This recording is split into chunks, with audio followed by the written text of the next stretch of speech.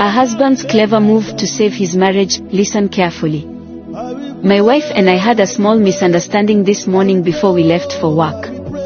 We were both angry with each other. She could tell from my face that I was ready to give her the silent treatment. She was also mad and didn't care. She followed me out of the house and locked the doors. We don't have a car, so we usually take the bus to work together and sit next to each other. But today, I didn't want to sit near her, so I went to the back seat and she sat in the front next to a handsome police officer. The man looked at my wife and admired her. He told her she was beautiful. My wife smiled and thanked him. He asked her where she was going and she said she was going to work. I was sitting behind them and listening to their conversation. He introduced himself as Wimba, a police officer who had just been transferred to U.S.A a month ago. He said he was on his way to his duty station. When the conductor asked for the fare, he offered to pay for my wife. He gave him 50 and winked at my wife. He continued to chat with her and said he would drop off soon at Manali.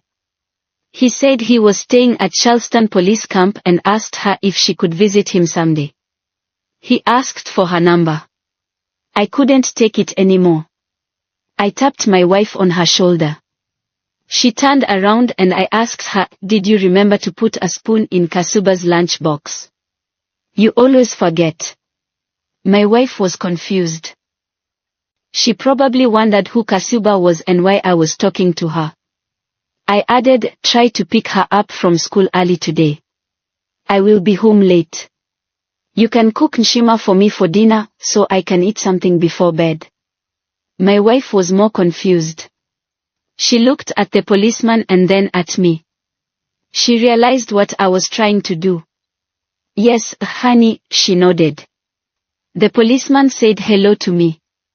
He asked my wife, "Is that your husband?" My wife nodded. The policeman looked at me again and again. He smiled at me. I smiled back. When we got to Chinema, I got off the bus and dragged my wife with me.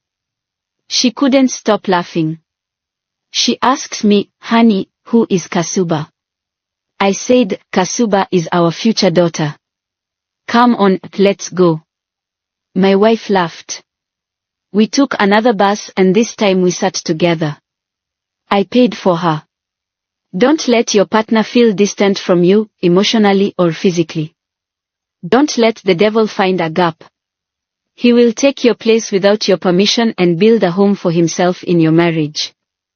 Don't let the devil have a place in your home. Cover all your bases. Make your presence felt.